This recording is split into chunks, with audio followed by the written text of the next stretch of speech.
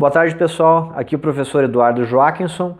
O objetivo desse vídeo aqui é dar um feedback, dar um retorno para vocês quanto à nossa prova de auditoria 1 e também tá auxiliando vocês na continuidade dos nossos estudos. Essa é a nossa primeira avaliação, obviamente o professor pega um pouco pesado para já dar o tom da sequência da disciplina.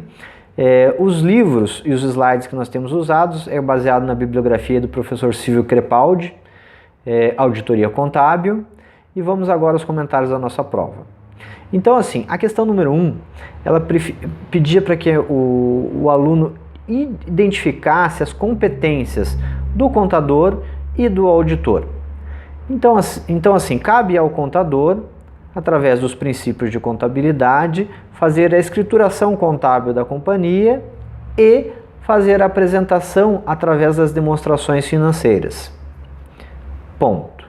A partir daí entra o auditor independente. Que o auditor independente, através das normas, com aplicação de técnicas, o auditor faz o quê? Valida os saldos contábeis de forma a dizer se essas demonstrações financeiras representam do ponto de vista patrimonial, econômico e financeiro aquilo a que se propunham.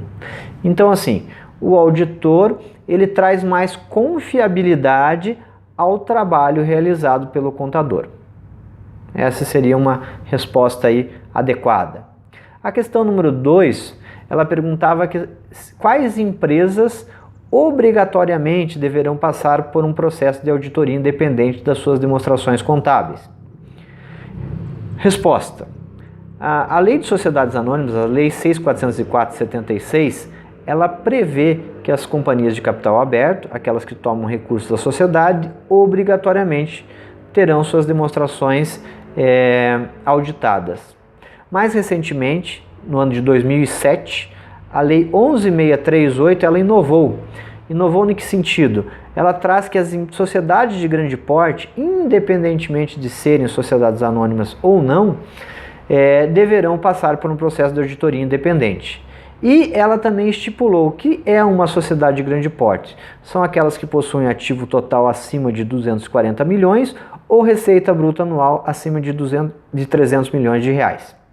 Então, o que seria a resposta? Quem obrigatoriamente deve passar por auditoria independente? Companhias, sociedades de capital aberto e outras sociedades de grande porte que detenham ativo total acima de 240 milhões de reais ou receita bruta anual acima de 300 milhões de reais.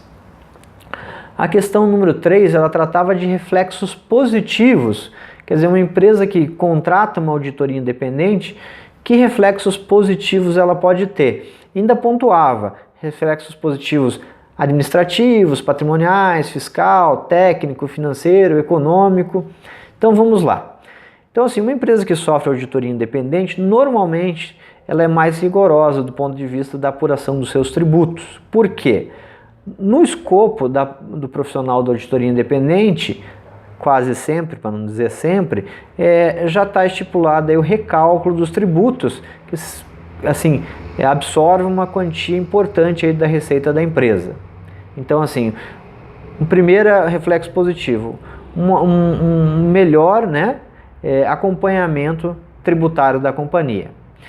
Do ponto de vista contábil, como o contador terá suas contas, seu plano de contas, seus lançamentos, as demonstrações que ele elaborou revisadas, e o auditor independente irá fazer comentários, irá fazer sugestões para uma melhoria, inclusive.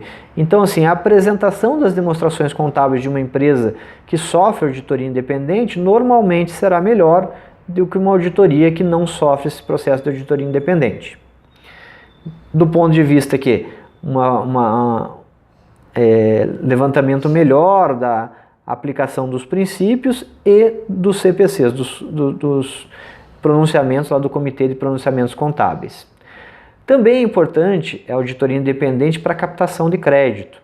Então, assim, os bancos, por exemplo, que são o capital de terceiros, eles se sentem muito mais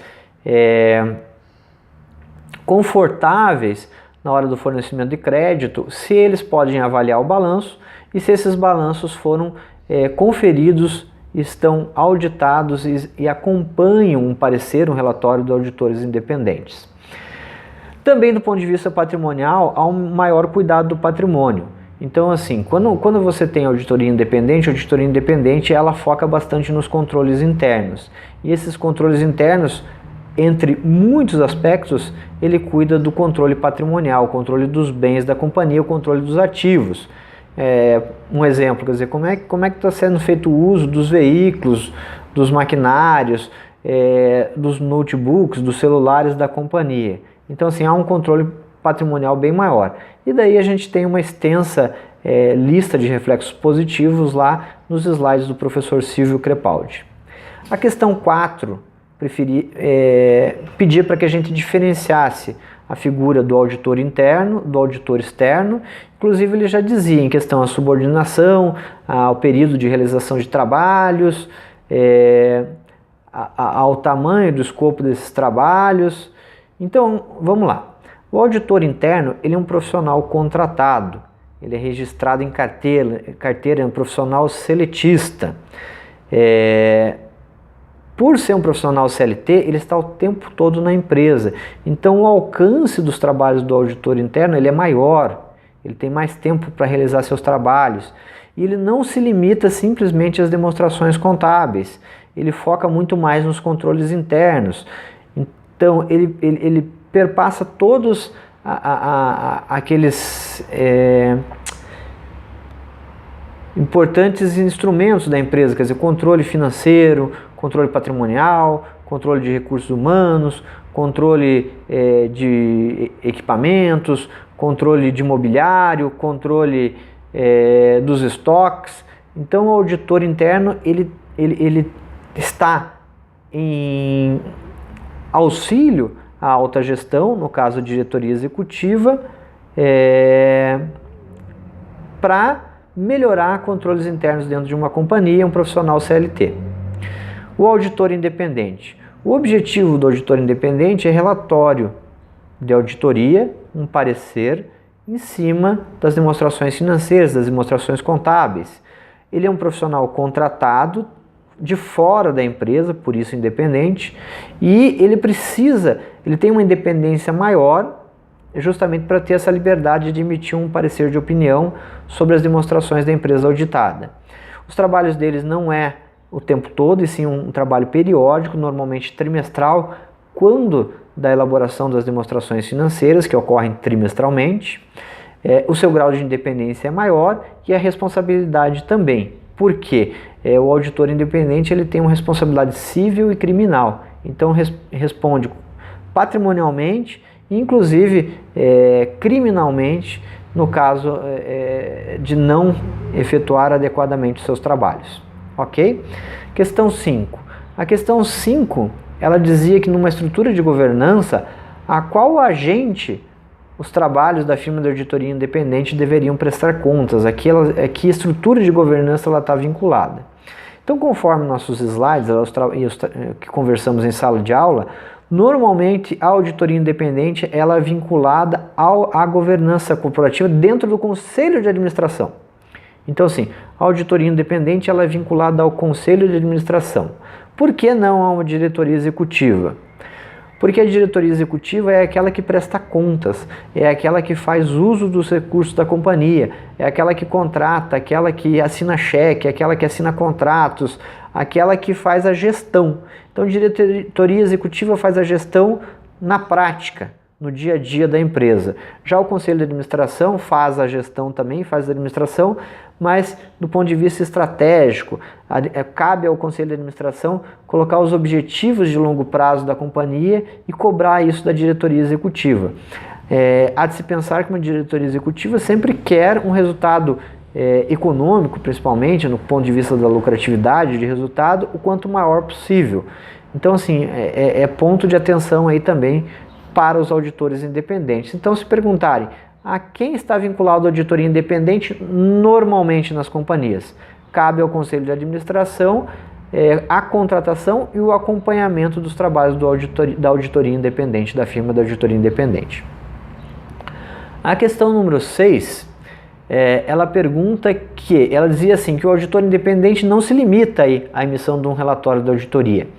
mas sim que os trabalhos eles poderiam ser ocupados dentro da companhia para outras atividades e que, para se citasse exemplos, aonde a companhia poderia se utilizar dos trabalhos do auditor independente.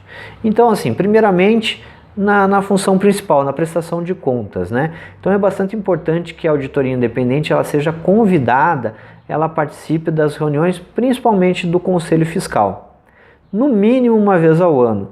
Então, assim, se o contador elabora as demonstrações e o auditor revisa, o Conselho Fiscal também emite sua opinião sobre as demonstrações financeiras, que são a prestação de contas da gestão. É muito importante que o auditor independente participe dessas reuniões. Outra coisa que o auditor independente ela pode ser chamada ao envolvimento é no planejamento, hoje chamado também de governança tributária, para cálculo dos tributos. Então, assim, a gente sabe como no Brasil são importantes os tributos federais, imposto de renda, contribuição social, o PIS e o COFINS, as contribuições, o ICMS estadual, o quanto impacta no resultado das companhias a questão dos tributos. Então, assim, é bastante importante que você chame a auditoria independente também para participar desses trabalhos. Uma outra colaboração importante também são naquelas reorganizações societárias, questão de fusão, cisão, incorporação. Esses grandes movimentos nas companhias, eles necessitam de um trabalho que chama-se due diligence. Então, assim, o trabalho da auditoria independente é muito importante a contratação nestes momentos.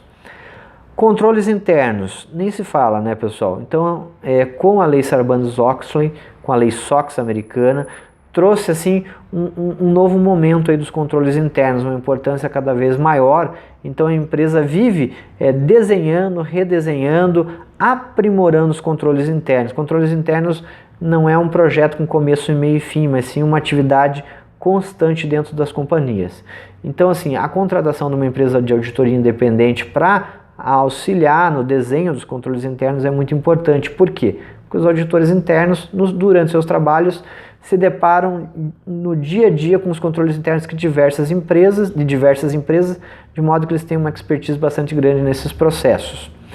Também agora tem ficado cada vez mais comuns as auditorias dos sistemas de informática da companhia, dos seus ERPs, né? Então, esses sistemas que captam e administram os dados da empresa, em cima do que se toma a decisão, então as auditorias de TI, elas têm sido cada vez mais constantes. Então, assim, além da auditoria das demonstrações contábeis, ela vai ser importante nas reuniões de conselho, no planejamento tributário, nos controles internos, no questão da auditoria de TI e por aí vai, né, pessoal? A questão 7, ela dizia assim: imagine que um auditor independente precisa acompanhar os trabalhos de outros profissionais na execução de determinado trabalho. Deu como exemplo um auditor acompanhando os profissionais de informática, inclusive na configuração de acesso à contabilidade, né?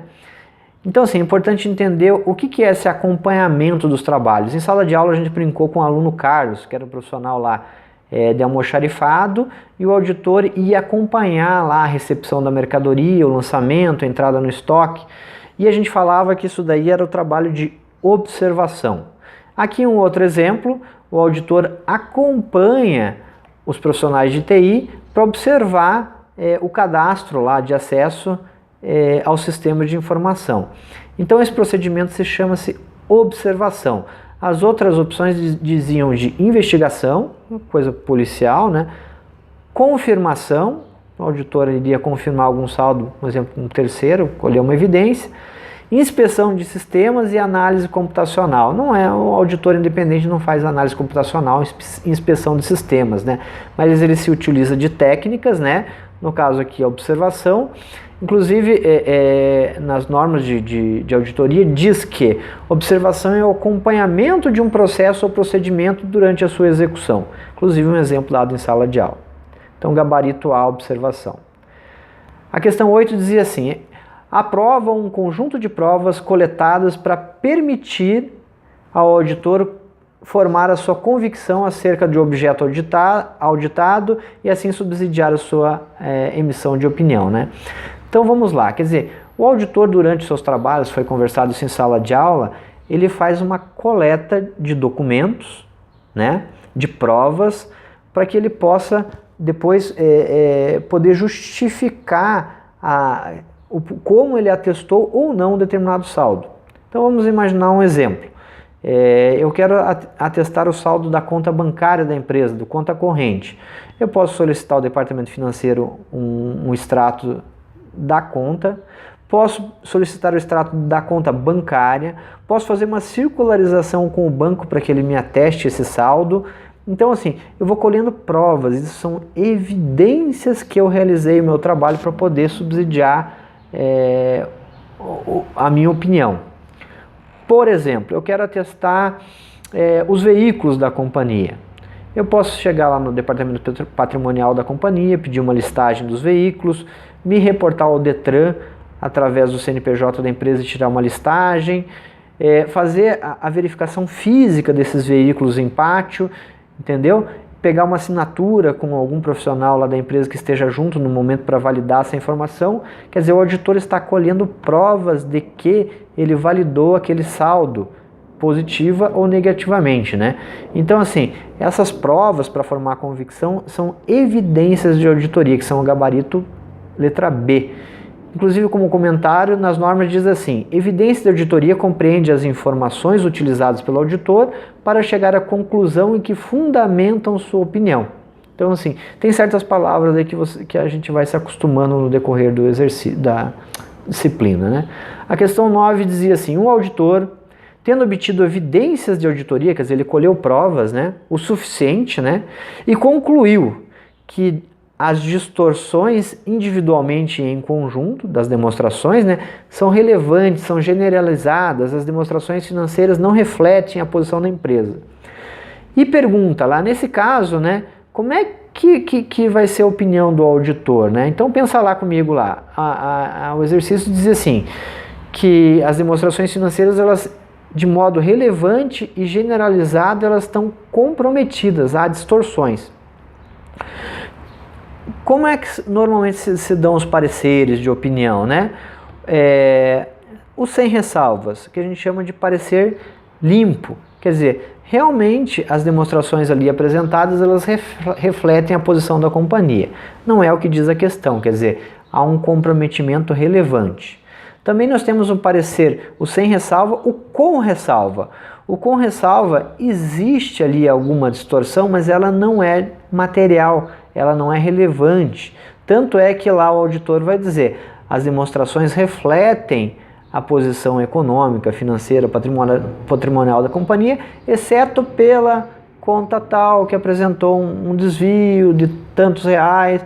Então, assim, a ressalva é quando você consegue, vamos dizer assim, salvar, não compromete as demonstrações financeiras do ponto de vista da pessoa que está lendo as demonstrações financeiras para interpretar. Nesse caso, a questão dizia assim, que o comprometimento, as distorções são relevantes, são generalizadas. Então, nesse caso, a opinião do auditor é adversa. Quer dizer, como assim adversa? É contrária. Aquelas demonstrações financeiras ali não representam adequadamente a empresa, a sua posição econômica, financeira, patrimonial. Então o gabarito lá era a letra B na questão 9. Última questão, ela tratava de risco de auditoria. Então vamos pensar com a gente lá. Olha, a questão diz assim, o risco de auditoria pode ser definido como sendo, ele já dá uma definição, né? Um risco que afeta as operações e os possíveis resultados das atividades de uma organização, né? Vamos pensar com o professor aqui. O trabalho do auditor é emitir um parecer de opinião, um relatório de auditoria. E se o resultado do trabalho do auditor estiver comprometido, é ele errar nesta avaliação, errar na entrega dele. A letra C dessa questão diz assim, o risco de que o auditor possa dar um parecer sem ressalvas, imagina lá, um parecer que ele diz que está tudo ok, para demonstrações financeiras que contêm afirmações materiais incorretas. Então, assim, as demonstrações têm erros materiais, material é importante, impacta ali as demonstrações financeiras, porém, o auditor emitiu um parecer aí sem ressalvas. Concordam comigo que está comprometido? É aí que é o risco para o profissional de auditoria de emitir um parecer. A norma brasileira de contabilidade e técnicas de auditoria 200 diz assim, Risco de auditoria é o risco que o auditor expresse uma opinião de auditoria inadequada quando as demonstrações contábeis contiverem distorção relevante. A gente chegou em abrir em sala de aula, né, e apresentar, se eu não me engano, foi até da companhia Unimed, né, de planos de saúde, um parecer, né, com a posição adversa ali ou com ressalvas também do auditor independente. Então, sem ressalvas, parecer limpo, com ressalva, exceto por, quando você consegue salvar ainda as demonstrações, e a posição adversa, quando aquelas demonstrações não representam a posição patrimonial, econômica e financeira da companhia. E ainda temos com abstenção de opinião. A abstenção de opinião é quando o auditor ele não consegue formalizar a sua opinião, ele não tem acesso à documentação, ele de alguma forma ele é restringido na realização dos seus trabalhos, ele vai dizer, olha, não consegui, me abstenho de emitir opinião porque não tive acesso à documentação suficiente e adequada para isto, né? É isso, pessoal, agradeço a atenção de todos, vamos ter uma prova aí de recuperação sobre essas questões, espero com esse vídeo ter ajudado vocês. Forte abraço e até mais.